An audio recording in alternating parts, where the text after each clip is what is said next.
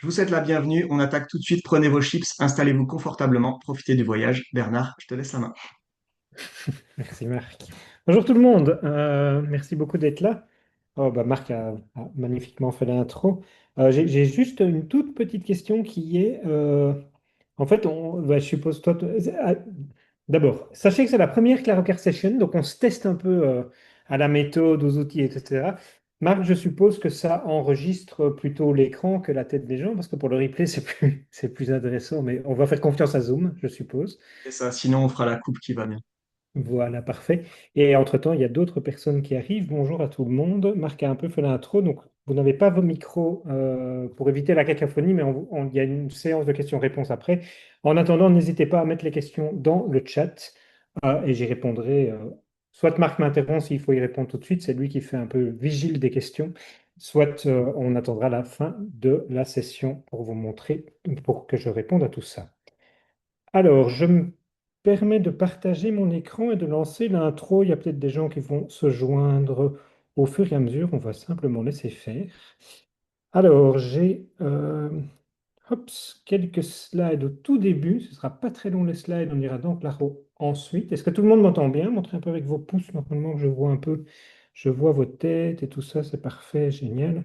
Est-ce que je vois le chat ici? Ça a l'air d'être ça.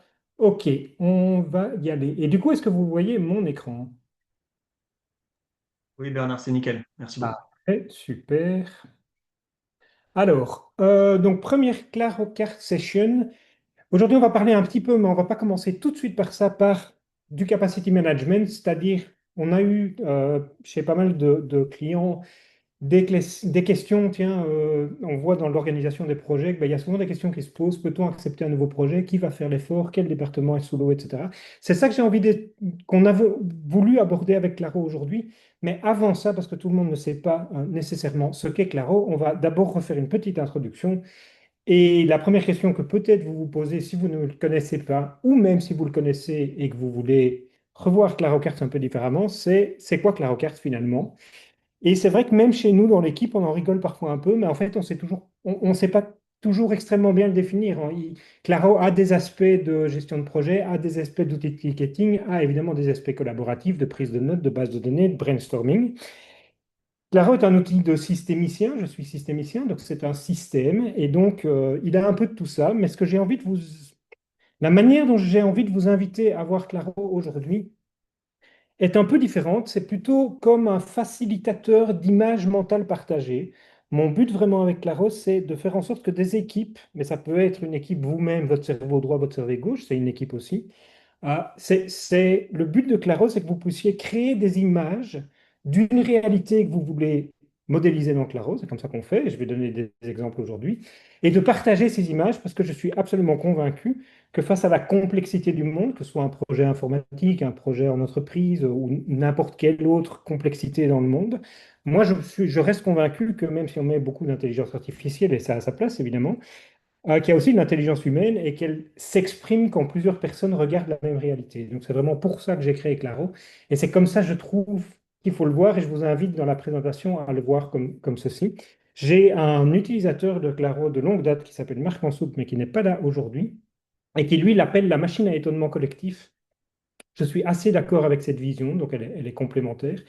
Le but de Claro, et j'espère vous convaincre avec ça, c'est qu'on puisse regarder des situations ensemble et s'étonner de découvrir des choses parce qu'on a décidé de représenter la réalité dans Claro. Ok, ça c'est euh, ce qu'est Claro, ou en tout cas la manière dont je vous invite à le voir aujourd'hui.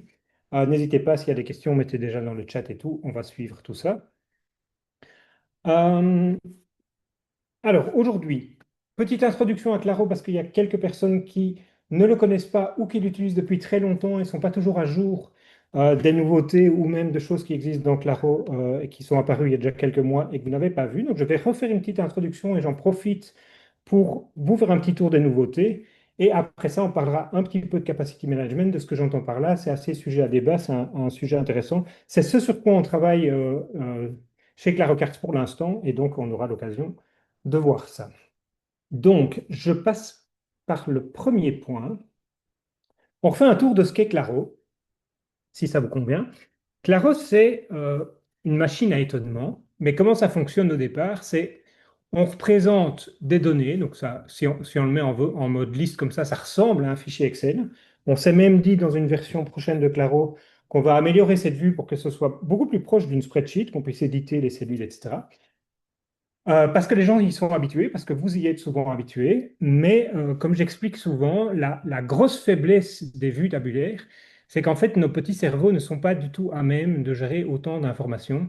Alors ici, chaque ligne, chaque carte, Claro, parce qu'on pourrait les représenter par des cartes, chaque ligne ou chaque carte représente une publication LinkedIn. Alors, on va parler un peu de mes publications LinkedIn. C'est pas très collectif, c'est mon cerveau gauche, mon cerveau droit.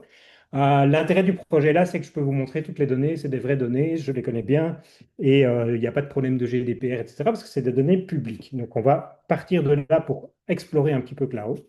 Et donc, comme je disais, notre cerveau, il n'est pas du tout habitué à processer autant d'informations. Vous voyez que j'ai été assez actif sur LinkedIn depuis 2 ans. Et donc, l'idée de Claro, c'est de dire bah, pour se poser les bonnes questions, pour être dans l'étonnement collectif, etc., on va réduire la manière dont on voit ces informations.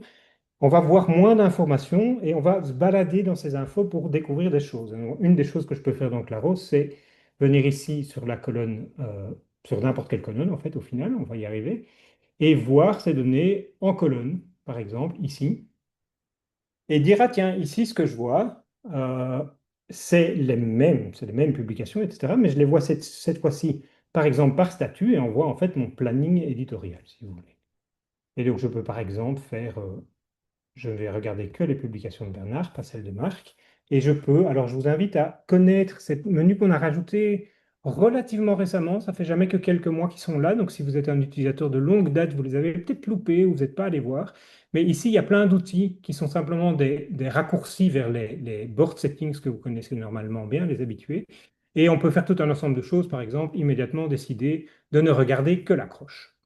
Et donc ça fait moins d'infos, mais ça me permet de voir un peu mes accroches. Et donc ça me permet de focaliser sur mes accroches LinkedIn dont on sait chez les LinkedIniens qu'elles sont importantes. Et on voit aussi mon petit planning éditorial. Je vais y revenir avec une meilleure version tout à l'heure, avec les idées que j'ai, toutes représentées par des cartes et les publications qui ont été publiées. Alors, pour avancer un peu dans Claro et les nouveautés, on va focaliser sur précisément les publications qui ont été publiées les derniers temps, parce que c'est sur celles-là que j'ai le plus d'infos, évidemment. Et j'attire votre attention, c'est pas tout à fait une nouveauté, mais de nouveau, peut-être que vous l'avez loupé. On essaye dans Claro euh, de faire en sorte à la fois que la base de cartes soit interrogeable en quelque sorte à travers les filtres ici dont vous connaissez pour les habitués la puissance. Donc je peux à tout moment décider de faire des sélections de cartes ici sur les critères qui sont les miens. Ok. Donc c'est mes critères, c'est moi qui décide comment s'appellent ces différents critères qui annote les cartes. Donc, si j'ouvre une carte, j'ai ces mêmes critères ici, ça annote les cartes avec de l'information. Mais en parallèle à cette possibilité d'utiliser Claro en interrogeant par les filtres, on a aussi la possibilité de naviguer en fait dans les données. C'est quelque chose qui est un peu plus récent dans l'approche et qui est souvent un petit peu caché dans les menus. Et donc, on a par exemple les Zoom on cards by et sort cards by qui sont ici. Et donc, ça dit, si je m'intéresse maintenant aux publications qui sont publiées, je peux par exemple décider de faire zoom on cart. Alors, c'est pas de la magie, hein, c'est assez simplement le fait que Claro va appliquer, je repars ici, qu'est-ce que je voulais faire ça? Ici, je fais zoom on cart, Claro va simplement repasser en mode grille et mettre le progress done ici. En fait, c'est simplement naviguer dans les données, mais je vois toujours un peu moins d'infos et toujours avec les accroches. Si je poursuis, alors vous avez ces mêmes mécanismes ici quand vous êtes dans le mode gris, puisqu'on n'a pas les colonnes pour donner l'accroche. Et donc on pourrait par exemple regarder, ben tiens, j'ai envie de voir ces cartes on les voyait par Progress tout à l'heure, on pourrait les voir par scope en disant, ben tiens, voici les différentes publications que j'ai faites et voici les différents sujets. C'est un peu les hashtags, si vous voulez. J'en ai trop d'ailleurs. Ça se voit dans ma. J'apprends déjà quelque chose. Clairement, je parle de trop de sujets et donc ça, ça, ça ne rend pas mes publications LinkedIn extrêmement précises. Et donc, ça me permet déjà de me poser une question. Est-ce que je ne devrais pas abandonner certains sujets? Et dans tous les boards, dans tous les tableaux de bord, quand on regarde, on peut toujours déplacer les cartes pour modifier l'information. Alors, par exemple, ici, on voit que quand la mise en production tourne au cauchemar, j'ai oublié de la catégoriser.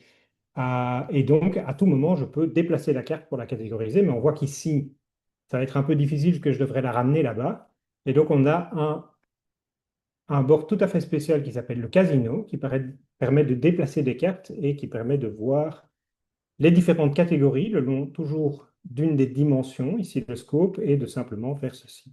Donc dans tous les boards, vous pouvez déplacer les cartes pour en fait enrichir vos données et en permanence, au fur et à mesure que vous vous posez des questions, de faire en sorte que votre base de données soit un petit peu à jour, soit un peu propre. Vous pouvez même supprimer, si je pourrais décider de supprimer cette valeur, et Claro va me proposer de mettre les cartes autre part. Donc c'est vraiment ça l'enjeu, la proposition chez Claro, c'est de, en permanence, partir de quelque chose qui a trop d'infos et regarder ces données sous un autre angle. Alors, si je veux aller vers les... Je vous ai pas perdu jusque-là, tout se passe bien? Super, parfait. Bienvenue aux nouveaux venus, on est dans l'introduction. J'ai vu qu'une personne ou deux était arrivée ou arrivée.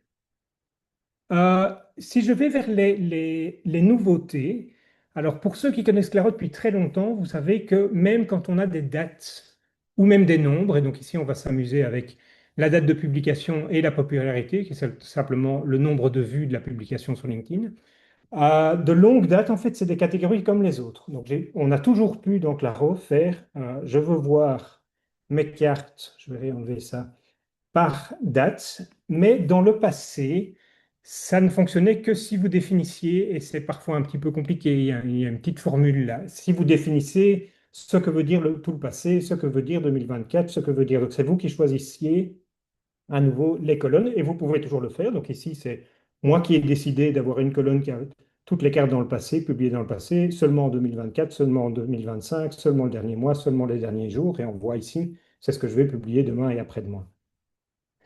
Depuis quelques semaines dans Claro, vous avez maintenant, dans tous les boards, donc que ce soit dans le Kanban, dans la matrice, quand vous choisissez une date ici, apparaît ce nouveau petit widget. Alors quand il y a la petite, je ne sais plus comment on appelle ça en français, le petit outil là, c'est simplement les colonnes que vous avez définies vous-même. Mais maintenant, vous pouvez à tout moment demander à Claro, ben, écoute, montre-les-moi par mois. Et donc, vous avez simplement une organisation en mois avec, je vous le rappelle, toujours évidemment la notion, on en parlera tout à l'heure plus en détail, la notion de somme ici. Donc, je peux faire la somme de popularité, par exemple, la somme des points, la somme des vues. Vous pouvez faire ça par mois, par quadrimestre, par année.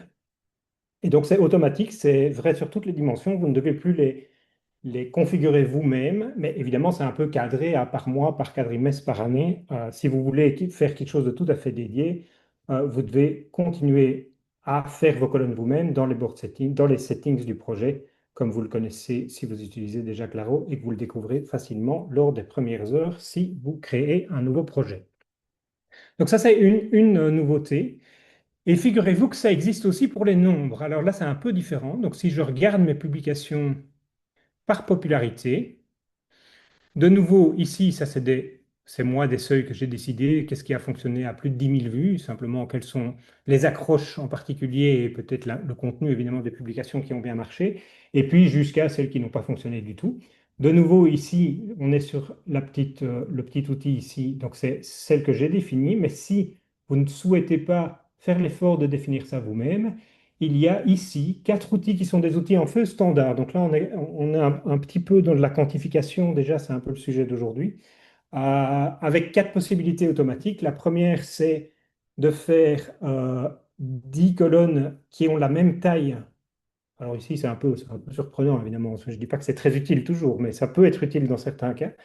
Peut-être pas sur celui-ci. Donc ici, ça va être 10 colonnes, mais qui ont chacune la même taille. Donc on voit qu'il a pris 5000 vues chaque fois.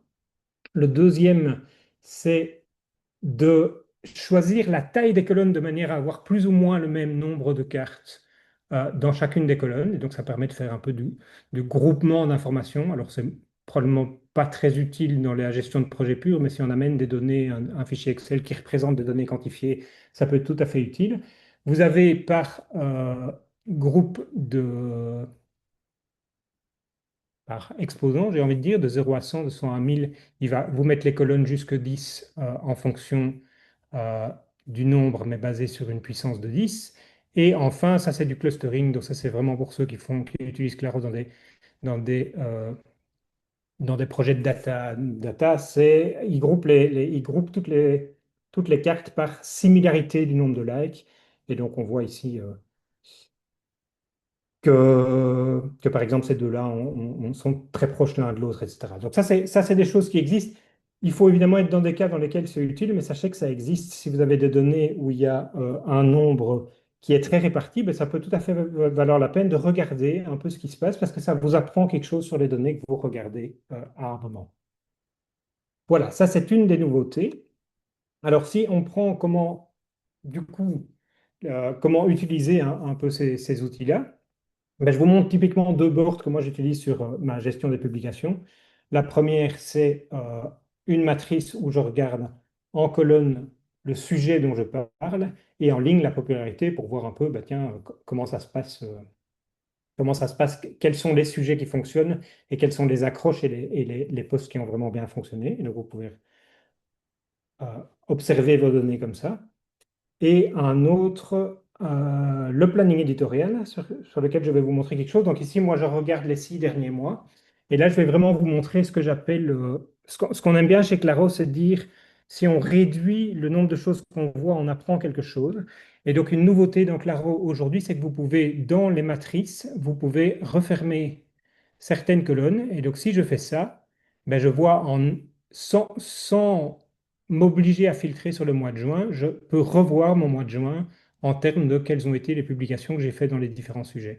Et c'est vraiment un objectif qu'on a dans Claros, c'est de faire en sorte que dans toutes les vues, à travers évidemment les filtres qui va réduire le nombre de cartes par nature même du filtre, de aussi vous permettre de fermer ou ouvrir un certain nombre de catégories de manière à vous focaliser seul ou en équipe sur ce qui est important dans la discussion ou dans l'étonnement que vous mettez en œuvre à un moment donné.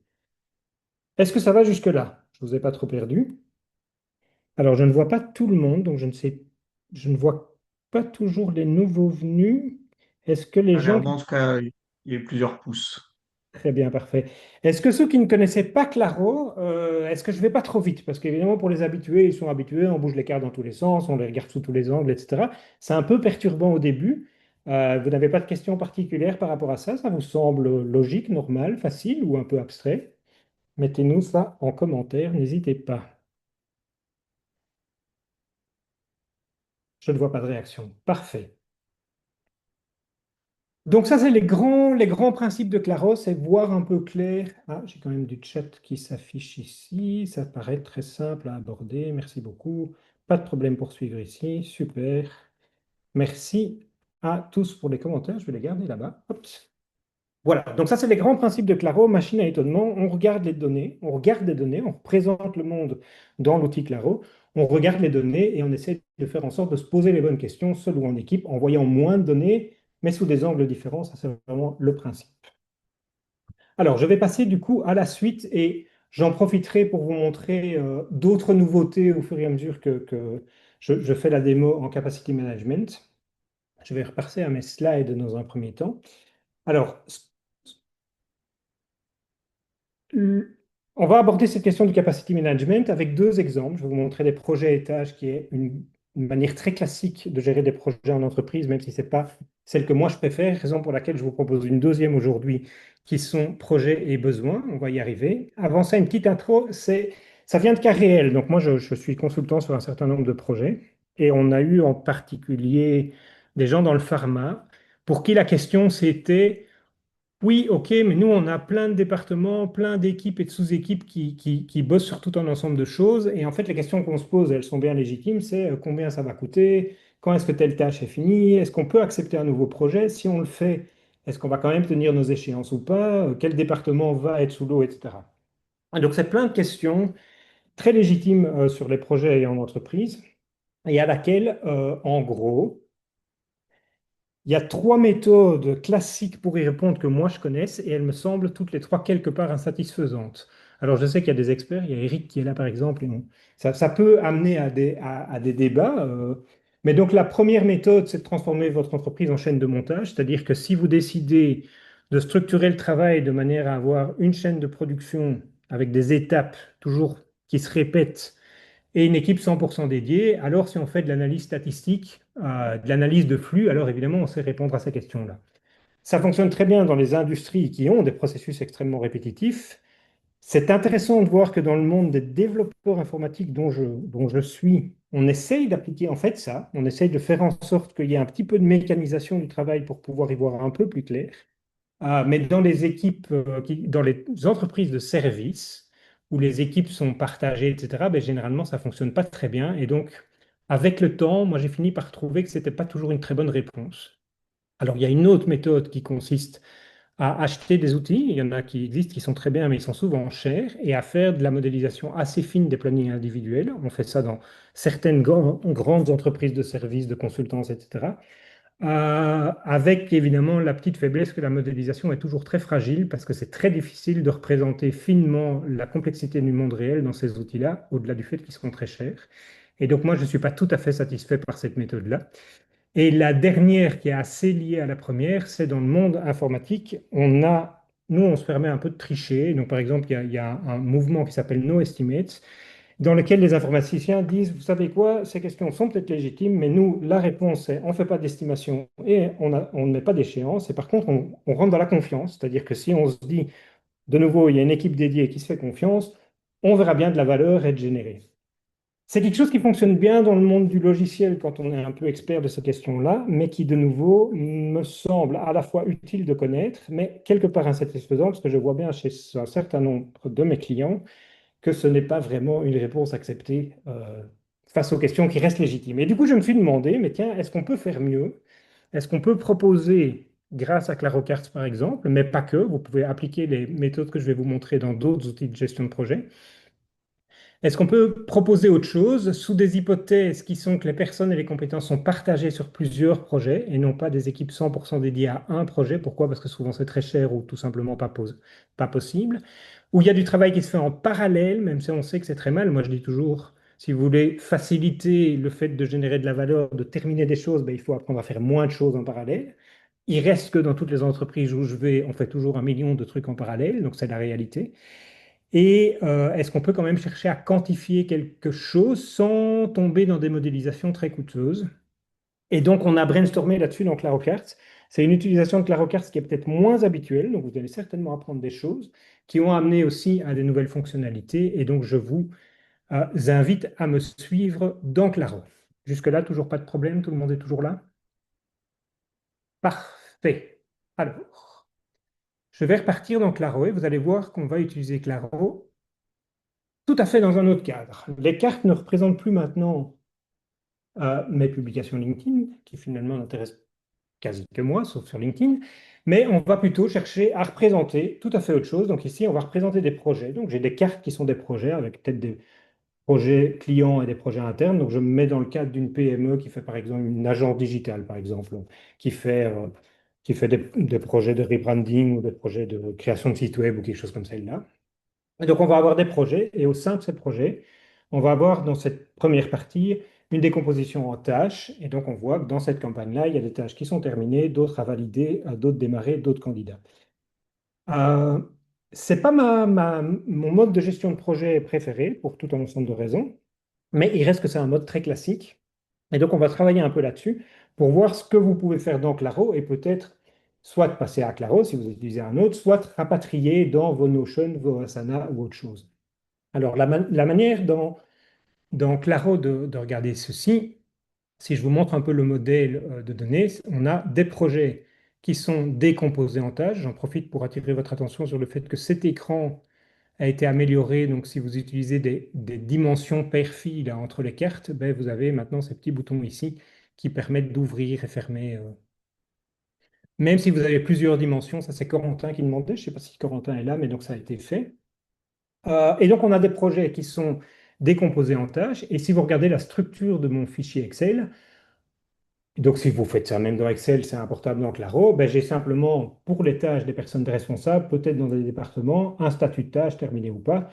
Et on va jouer aujourd'hui, on va regarder un peu ce qui se passe si on fait l'hypothèse, et j'y reviens, que les tâches ont une échéance, qu'il y a une estimation, même si on n'aime pas les estimations à la grosse louche, je vais y revenir, on peut toujours le faire, et peut-être tout simplement un temps presté. Donc si j'ouvre une carte, j'ai ce modèle de données-là, une échéance, une estimation et un temps presté. Et du coup, j'ai une petite dimension calculée qui simplement fait la soustraction des deux, le temps restant. Et la question, donc, Laro, c'est est-ce que grâce à ça, on peut commencer à réfléchir sur la capacité d'une équipe à tenir ses échéances, par exemple, qui reste une question légitime, même si elle est difficile à répondre dans la plupart des cas. Alors pour ça, si vous voulez, on peut regarder. Alors là, on va regarder ça dans le Gantt. Donc je ne sais pas si vous l'utilisez souvent. Je sais que Jeanne est utilisatrice du Gantt. Moi, pas tant que ça. Je ne suis pas trop Gantt, mais on va en faire deux utilisations aujourd'hui. Ici, simplement, je remonte pour chacun des projets les tâches dans le temps en disant, ben, si on a des échéances, disons que ça ressemble à ceci. Nouveauté dans le Gantt, vous pouvez du coup afficher ici, comme dans tous les autres boards. Donc même principe, hein, quand vous allez ici dans Cart Options. Apparence des cartes, vous choisissez les dimensions. C'est une nouveauté dans le Gantt et vous choisissez de faire apparaître le département, la personne responsable et le restant des heures, ou l'estimation ici j'ai mis. Alors, si on regarde un seul projet, j'en profite pour vous montrer une nouveauté aussi. Si vous allez ici, dans le petit menu sur les cartes, et qu'il y a des liens per-fille, vous avez maintenant 6. Alors ici, c'est les tâches, mais ça n'importe quelle carte fille. Vous pouvez ici de nouveau naviguer en disant, bah, tiens, je vais aller voir les tâches de ce projet dans mon Gantt qui est prévu là-bas. Donc si je vais dans mon Gantt à la main, j'ai tous les projets. Et si vous utilisez la partie navigation ici, vous pouvez tout simplement, alors c'est toujours le même principe, il va simplement aller mettre un filtre sur le projet, mais ça permet de naviguer son projet comme si c'était une structure absolument rigide, alors que vous pouvez faire ce type de navigation sur toutes vos cartes Claro, indépendamment de ce que vous représentez dans Claro. Alors, si on prend ici, on imagine bien dans ce projet que même si Léa, elle travaille 8 heures au début et puis finalement elle n'a plus rien à faire sur la fin, si l'équipe était 100% dédiée, ben, on suppose que si on a besoin de Léa pour une clarification ici, ben, si elle se tourne les pouces pendant toute la durée du projet, ben, évidemment qu'elle sera disponible et elle ne bloquera pas l'équipe. Et c'est pour ça qu'on dit qu'il faut faire des équipes 100% dédiées, quitte à ce que les gens se tournent les pouces, parce que ça permet d'éviter d'avoir des blocages en aval du travail qui est fait en amont par d'autres gens. Le problème, c'est que c'est absolument pas possible dans la plupart des endroits, parce que c'est assez rare qu'on paye les gens à se tourner les pouces, même si on devrait un peu plus souvent, et que dès le moment où j'ai en fait plusieurs projets et que Léa réapparaît à d'autres endroits, en fait, la question qui devient légitime, c'est est-ce que Léa, je ne sais pas, elle est là par exemple, est-ce que Léa, ou est-ce que Julien, ou est-ce que Clara va parvenir à travailler sur tous ces projets en parallèle sans tomber en burn-out ou sans bloquer tout le monde? Qui me semble être une question légitime, même si en fait, une des manières d'y répondre, c'est de dire si Léa ne faisait pas autant de choses, ça se passerait évidemment beaucoup mieux, mais personne n'applique cette méthode-là, donc je cherche d'autres manières. Alors, dans les différentes vues de Claro, vous avez donc ces sommes. Et donc ici, on voit le nombre de cartes et on va pouvoir jouer avec ça, avec une première manière un peu naïve de faire, qui est, bah, tiens, si je prends le temps restant et que je fais la somme, bah, je vois ici que pour chacun des projets et chacune des semaines, alors de nouveau ici, on peut passer en mois, etc., on voit la somme des heures restantes au fur et à mesure. Et donc, les gens qui connaissent Claro et qui ont essayé de faire ce genre de quantification, jusque-là, ils faisaient comme ça. Mais en fait, c'est pas très convaincant. Alors, c'est assez convaincant parce que ça marche partout. Donc, je vous le montre par exemple ici. Si je vais dans mon Kanban qui montre les tâches qui sont encore candidates, celles qui sont démarrées, invalides, terminées, toujours le même principe. Je viens, je fais la somme du temps restant. Elle apparaît ici et on voit qu'on a 82 heures démarrées, mais c'est de l'estimatif, c'est du temps restant estimatif. Ce qui est convaincant dans Claro, c'est qu'on peut en permanence regarder ces sommes d'heures toujours par la dimension qu'on veut. Donc si on se pose la question, OK, mais j'ai envie de regarder ça par responsable, on voit que, par exemple, et on l'a toujours vu comme ça, et certains l'utilisent déjà comme ça, certains ou certaines, on voit que ben, certaines personnes en estimatif, on sait que les estimatifs, on ne peut pas toujours s'y fier, mais c'est toujours mieux que rien du tout.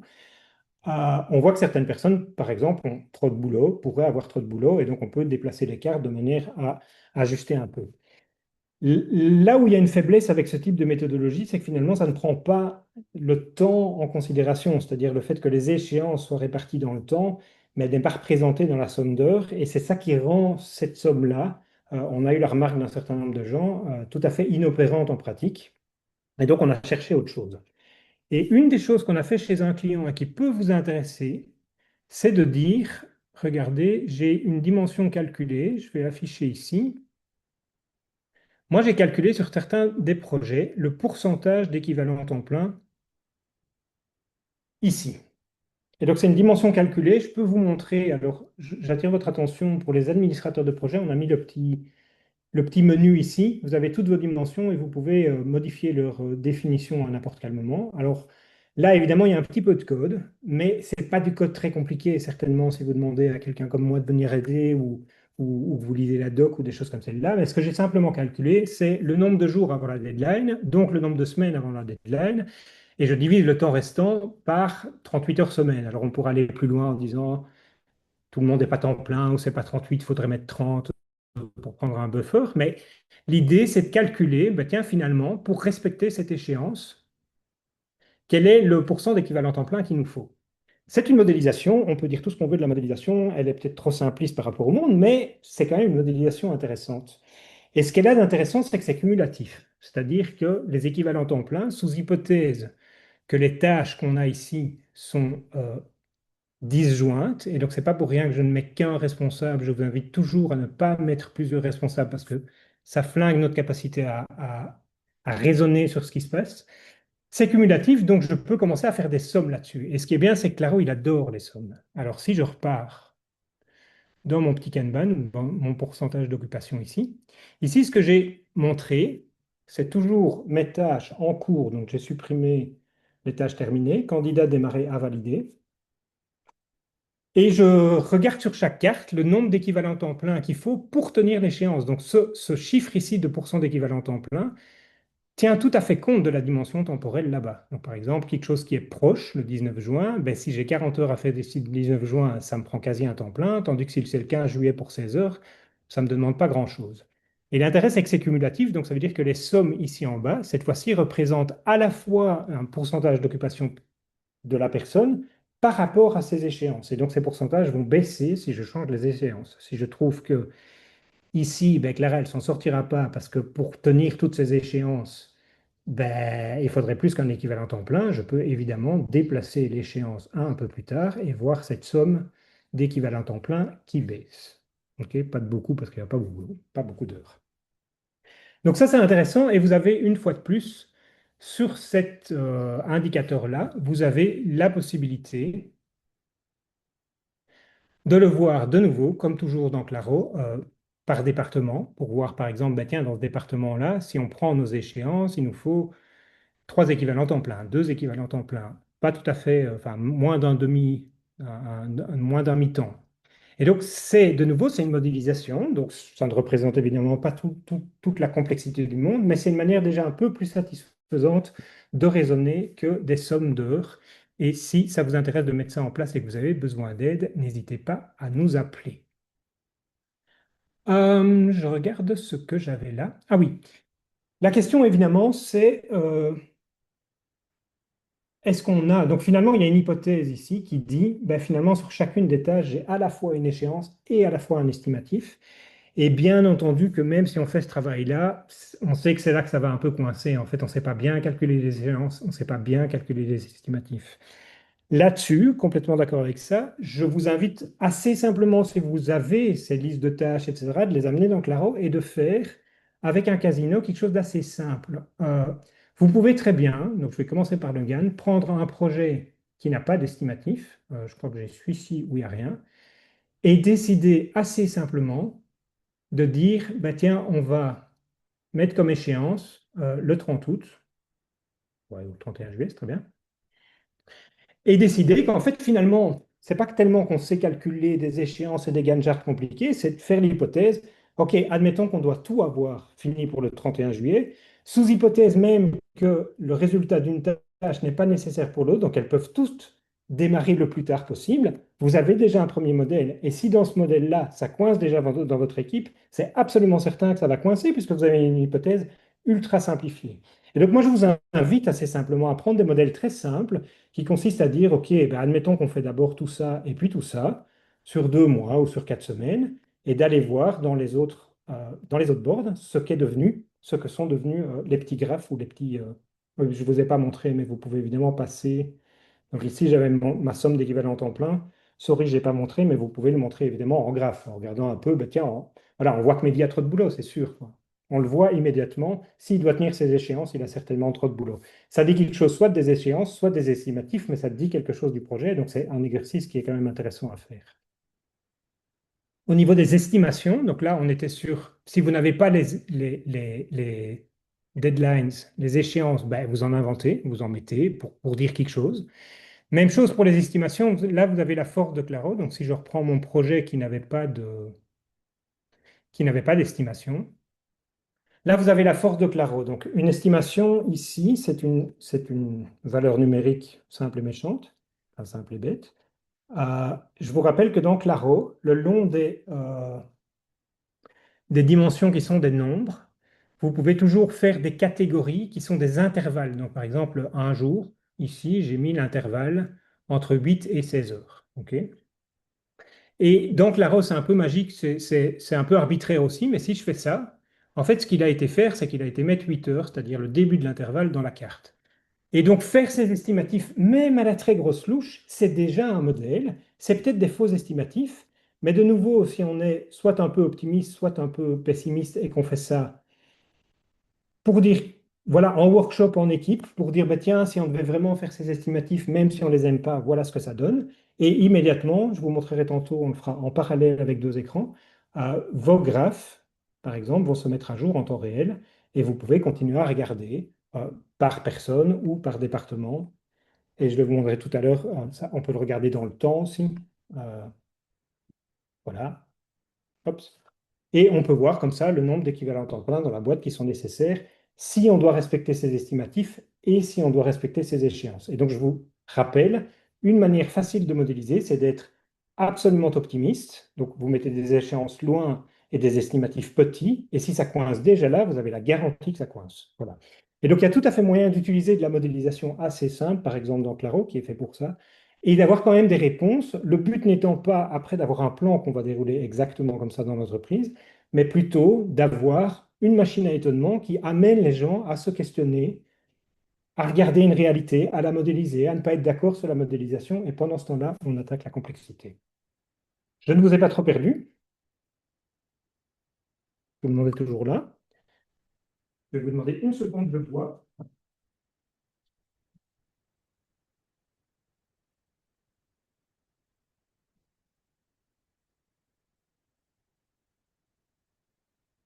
Voilà, voilà. Et je vais poursuivre avec une autre modélisation que je préfère, qui tourne toujours autour de la même chose, mais plutôt que de représenter des projets et des tâches, moi, ce que je suggère dans pas mal d'entreprises, c'est de plutôt faire des projets. Alors, c'est au sein du même projet Claro, mais c'est une modélisation un peu différente. On va plutôt faire des projets et des besoins. Et les besoins, c'est quoi? C'est à la limite même pas un responsable, on peut attribuer. Mais c'est surtout pour un projet, en début de projet, j'ai un besoin du département de création avec un estimatif total, j'ai besoin d'environ 90 heures, ce qui me donne, et là je l'ai calculé, 0,59 équivalent temps plein. C'est même pas vraiment important, au pire on ne le calcule pas, on peut le faire sur les heures.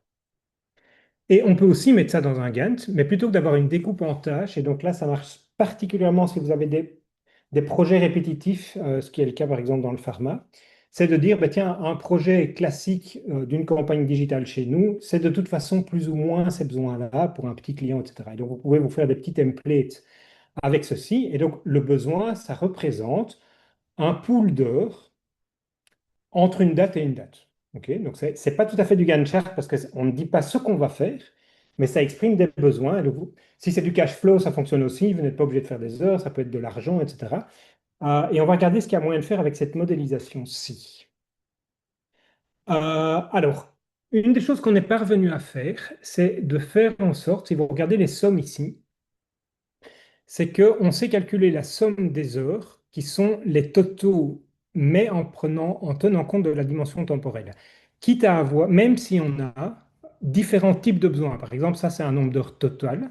Et donc, si je bouge la barre, ces heures vont, je vais le faire comme ça. Là, j'ai 15 heures. Regardez les colonnes où il y a pas grand-chose. Comme ça, on a la somme.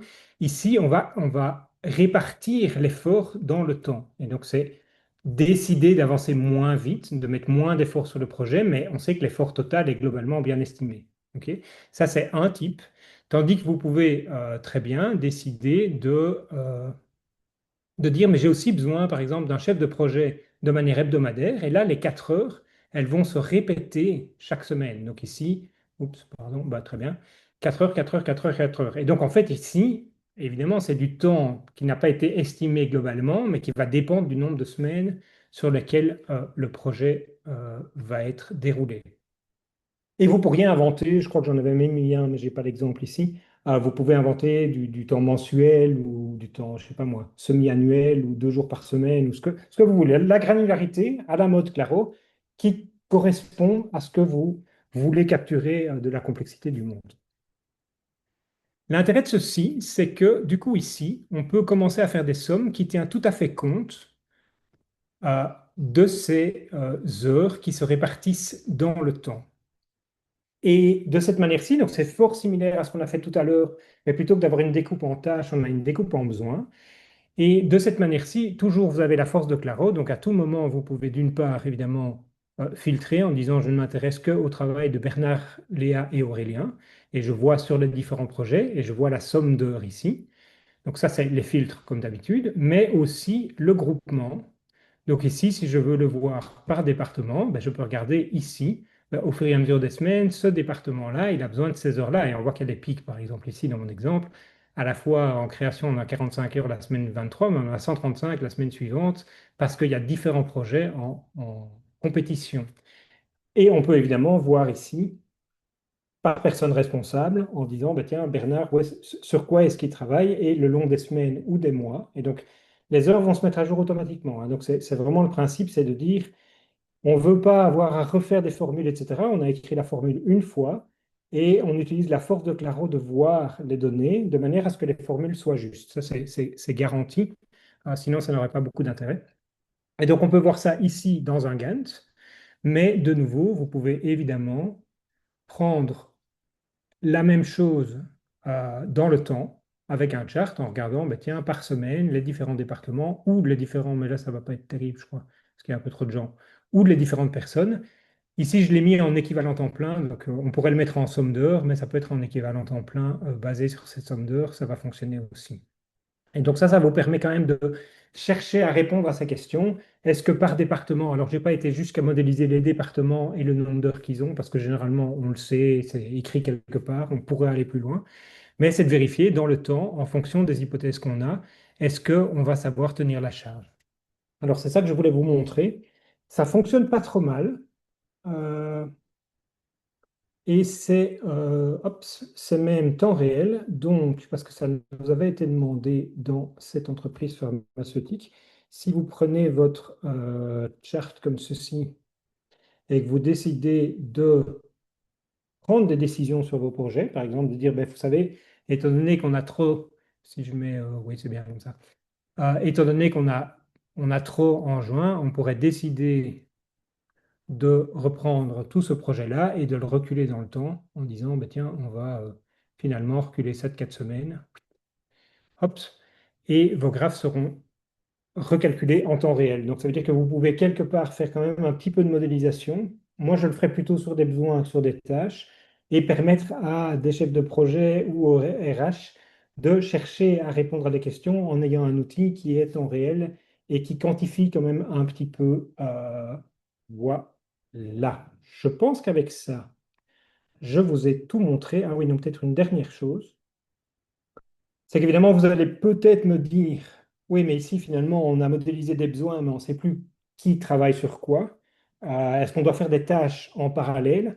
Alors moi, une des choses que je propose sur les projets dans les entreprises où je bosse, c'est de sortir de ces listes de tâches à rallonge dans lesquelles on est et de plutôt en parallèle à cette réflexion sur les besoins, qui travaille sur quel projet et combien d'heures par semaine ou par mois ou au total, et de coupler ça avec toujours pour les différents projets, avec plutôt des boards de milestones qui fonctionnent plutôt mieux que les tâches, dans lesquels vous mettez vos projets en colonne et vous avez c'est pas des tâches, c'est des milestones. Du coup, ici, en disant, bah, tiens, à tout moment sur chaque projet, on sait quel est le milestone suivant, on sait qu'on veut arriver à ceci, sous la direction, par exemple, de quelqu'un.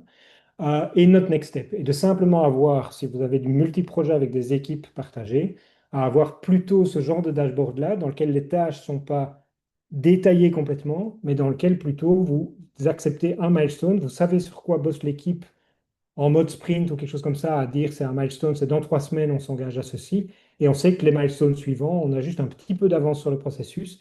Et là-dessus, de nouveau, vous pouvez chercher à quantifier un petit peu pour voir ben, sur ces milestones comment ça quantifie et est-ce que ça correspond au final à la répartition qu'on a fait sur les projets en termes de besoins, d'heures, etc.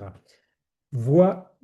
Alors bien sûr, si vous souhaitez faire ça dans Claro, etc., comme on sait que ça marche là, c'est fluide, c'est pas très compliqué non plus, mais bien entendu que si vous avez besoin d'un petit coup de main, en particulier pour les formules, ou si vous voulez repartir de ce template-ci en faire quelque chose, vous prenez contact avec Marc ou moi et on se fera un plaisir de vous donner accès ou de vous aider à configurer Claro. Voilà. Bah écoutez, je suis bien dans le temps. Il nous reste 10 bonnes minutes pour une question-réponse si vous en avez. Je relaisse la parole peut-être à Marc. Oui, j'ai déjà Euh, deux questions de côté, mais je vous encourage. Merci beaucoup Bernard pour la présentation. Il y a beaucoup de commentaires disant que c'était très clair, que c'était fluide, donc super. Si vous avez des questions, soit sur la présentation, soit plus générales sur ClaroCards, n'hésitez pas à le faire maintenant. Comme ça nous permettra de vous répondre. J'ai déjà deux questions de côté pour toi. Première question de Stuart. C'était dans la partie où tu présentais les changements de vue. Et Stuart demande, avec tous ces changements de vue possibles, de zoom, tu sais, de rentrer dans différentes informations de données, est-ce qu'il n'y a pas de risque de perte de données ou de plus être capable de revenir en arrière? Alors, c'est une très bonne question. De perte de données, il n'y a jamais de risque de perte de données dans Claro parce qu'on peut toujours repartir sur le board All Cards, qui est cette grande feuille Excel dans laquelle on a tout. Donc, perte de données, ça n'arrive juste jamais. Par contre, c'est vrai qu'au niveau de la navigation, on s'est rendu compte que maintenant qu'on avait ces opérateurs pour se balader dans les cartes, il nous manquait un petit peu un back et il se fait que le back du navigateur ne fonctionne pas très bien dans Claro. Pourquoi? Parce qu'on ne met pas tout l'état de tous les boards dans l'URL. Et donc, on travaille actuellement à faire en sorte qu'on puisse revenir, redénaviguer dans l'autre sens. Ce n'est pas de la perte de données en tant que telle, mais c'est un peu de la perte de contexte qui peut être gênante. On est au courant et on travaille dessus. Super, merci beaucoup. Une deuxième question de Jeanne. Elle demandait est-ce qu'on aurait accès à ce projet de capacity management que tu as projeté. Ouais, pardon. Oui, oui, Et puis tout on à peut fait. même Vas-y, pardon.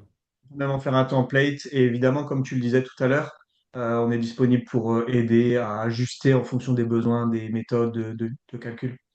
Oui, tout à fait. Bah, donc, tu as répondu. En gros, on va en faire un template, on va le documenter un peu. Et sinon, pas hésiter à prendre contact avec moi. Il y a quand même les petites formules. On est habitué à un Claro strictement no-code dans lequel il n'y a pas de formule. Ici, pour ces questions de quantification, j'ai quand même dû aller dans la partie low-code de Claro et mettre quelques formules. On sait que c'est un endroit où les gens sont un peu moins à l'aise, donc pas hésiter à demander à l'équipe support de venir donner un coup de main sur votre projet.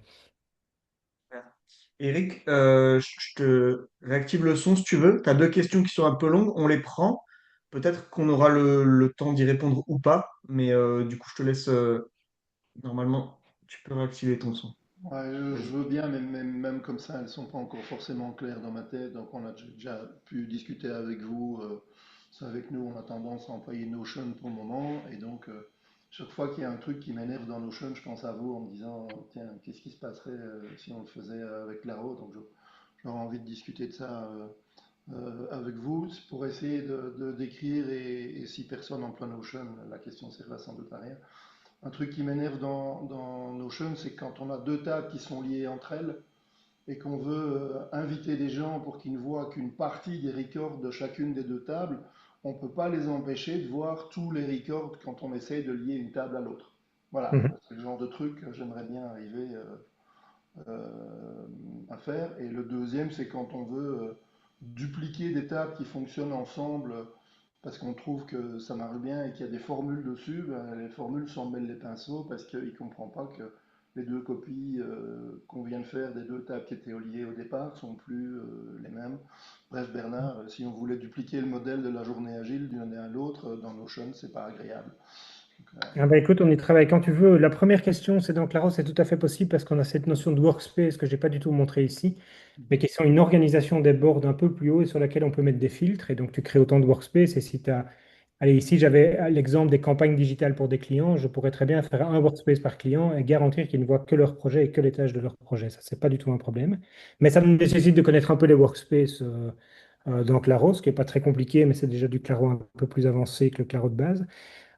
Sur l'autre notion, dans Claro, contrairement à Airtable et Notion, c'est pas vraiment des tables, c'est vraiment c'est plus plat comme modèle. Toutes les cartes sont quelque part similaires, elles sont pas ségrégées dans des tables différentes et toutes les dimensions sont par défaut partagées par toutes les cartes, même si après on peut un peu fine-tuner. Et donc les problèmes liés à des multitables, on les a par nature pas dans Claro Cards. Le downside un peu de cet aspect-là, c'est qu'évidemment, ça scale un peu moins à des très gros projets. Quand on se retrouve avec quelque chose qui ressemble à une DB relationnelle avec 27 tables, ça passe pas dans Claro, c'est clair. Mais par contre, ça évite les problèmes que tu dis, puisque quelque part, les dimensions sont partagées par toutes les cartes. Et donc, on peut faire des dimensions communes et ça rend y compris les calculs un peu plus faciles. C'est pour ça qu'on a fait ça dans Claro, parce que on sent bien quand il y a plusieurs tables, c'est très riche le modèle relationnel, mais c'est en fait presque trop riche dans la plupart des cas, et donc on n'a pas pris cette voie-là. voilà, mais donc si on a l'occasion d'en reparler à un Quand autre tu veux. moment, ce serait chouette. Merci beaucoup, Eric. Je recoupe le son. Trois autres questions. Bernard, Aurélien, il y a cette question, est-ce que vous avez vu des entreprises qui travaillent sur base de projets et besoins?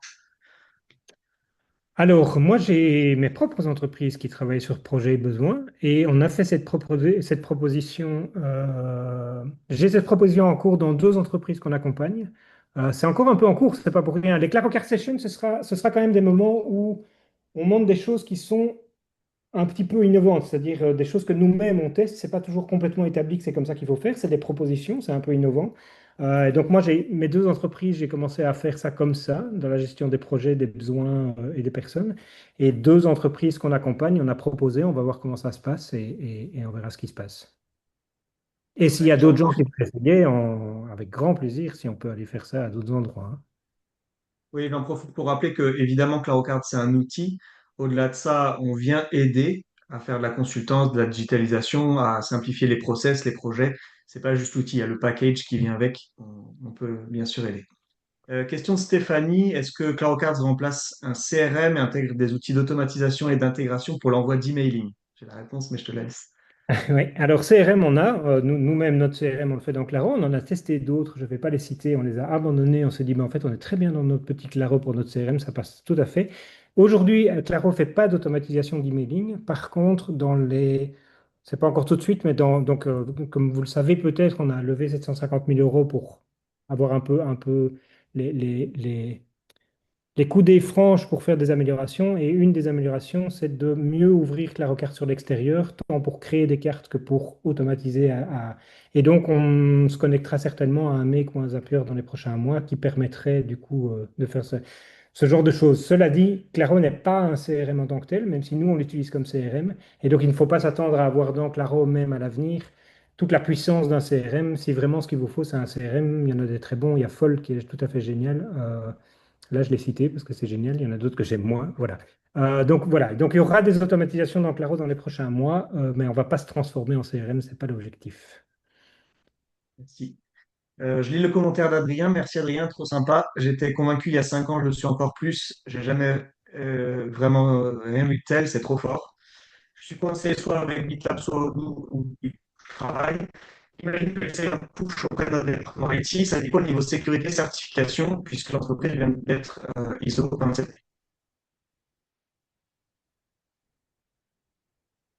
Alors, je crois qu'on est occupé à Pernard, si je ne me trompe.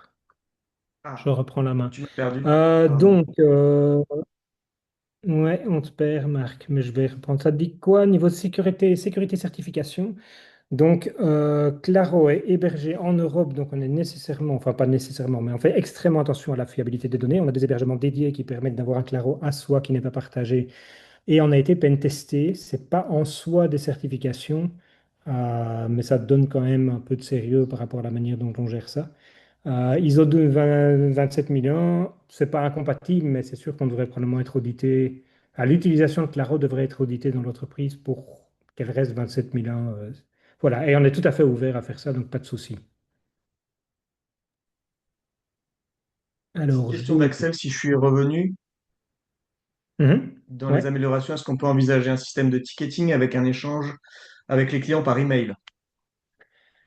Oui, tout à fait. Donc, Claro, on sait envoyer des emails à Claro qui deviennent des tickets dans Claro, des cartes dans Claro. On l'a fait. Ce qui coince encore, on en avait parlé, Axel, mais on peut continuer à en parler. Ce qui coince après, c'est pas tellement. On pourrait aussi faire en sorte que les clients aient accès à leur vue avec leur ticket. Ce qu'on n'a pas aujourd'hui, c'est qu'on poursuive la discussion et par mail et dans les tickets, comme ça existe dans d'autres suivis de ticketing. C'est un point qui est ouvert chez nous. On a un module de communication, enfin de discussion qui va apparaître dans les cartes. C'est quelque chose qui a été demandé depuis des années, qu'on n'a jamais fait et qu'on s'est enfin décidé à faire. Euh, et donc là, l'invitation, c'est oui, de faire en sorte que les mails arrivent dans Claro, mais quand même de plutôt inviter les gens à utiliser Claro lui-même après dans la suite de la discussion, quoi. Voilà. Et dernière question d'Adrien, tu l'as sous les yeux? Oui, les vues LinkedIn du premier exemple, elles sont injectées via un script custom ou bien pull par Claro. Alors figure-toi que c'est une bonne question parce qu'on va en faire un template de planning éditorial pour ceux qui font du LinkedIn et il y en a de plus en plus. LinkedIn n'a pas d'API et donc en gros, moi j'écris mes publications dans Claro. Je sais le faire sur l'application mobile, souvent c'est un truc que je fais quand ça me passe par la tête dans le train ou des choses comme celle-là. Et puis, je les copie-colle de Claro à LinkedIn et à ce moment-là, j'en profite pour relire. Donc ça fonctionne bien. Et je me suis mis comme process une fois par mois de retourner dans LinkedIn, regarder un peu les vues et de les ramener dans mon Claro si je veux faire l'analyse. De nouveau, je ne fais pas ça de manière très sérieuse. C'est surtout là pour montrer, avoir la possibilité de montrer Claro sur des données que je connais bien et qui sont réelles. Mais comme LinkedIn n'a pas d'API, ce qu'on devrait faire, c'est une petite extension pour ceux qui l'utilisent pour faire du LinkedIn ou du CRM depuis LinkedIn, faire comme Notion, avoir des petits boutons. Mais c'est pas très bien vu par LinkedIn, donc on procrastine un peu à le faire, quoi. Voilà. Oui, il y aura le add to CRM Claro Cards peut-être. Voilà, Mais exactement. voilà, on essaye de ne pas griller les gens auprès de LinkedIn non plus. Dernière question de Sébastien, si tu veux, je te laisse y répondre. Donc, je n'utilise pas encore Claro, ça ne va pas tarder, tant mieux, quand tu veux, mais avec plaisir. Nous travaillons avec nos consultants RH chez plusieurs clients. L'accès au workspace pour les clients en mode consultation est-il payant? Est-il possible d'exporter les heures des consultants vers un outil de facturation, Timesheet, Odoo par exemple? Donc, il y a deux questions. Le principe chez Claro, c'est que seuls les contributeurs à l'information payent, donc les gens qui ont accès mais qui voient les cartes mais qui ne peuvent pas les bouger parce qu'ils ne sont pas contributeurs ne payent pas. Mais dès qu'une personne se met à déplacer des cartes, à enrichir l'information, elle doit payer son siège de 10 euros par utilisateur par mois. Et donc c'est tout à fait possible d'avoir des projets où il y a un contributeur et des milliers de viewers sans problème.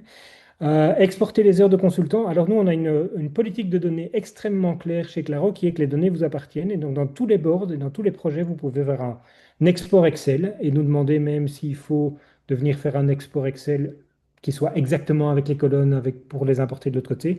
Et donc, on n'a pas d'export direct, on n'a pas de connexion avec des outils de timesheeting, mais comme il y a cette possibilité de sortir du CSV ou de l'Excel sous le format que vous voulez, généralement, si on accepte un petit processus manuel qui... Et sinon, ben, il faut demander à l'équipe Claro de faire une intégration dédiée, ce qu'on sait faire aussi, mais là, c'est du travail payant. Voilà, voilà. Ah ben, on est pile à l'heure. Logique, merci. Tout à fait. Charlie qui, oui, on en avait parlé, Charlie qui dit, tiens, chez Airtable même sortir un Excel. J'ai découvert ça récemment, c'est tout à fait scandaleux. Voilà, je fais un peu la pub. On a analysé les politiques de données de tous nos concurrents et dans la plupart des cas, c'est un petit peu scandaleux. Donc voilà, nous, on est 100% belges, les données vous appartiennent et vous avez absolument la garantie que vous pouvez les sortir toutes complètement. Et s'il y a le moindre souci avec ça, vous contactez l'équipe support et on sera là pour vous donner vos données. Elles sont à vous.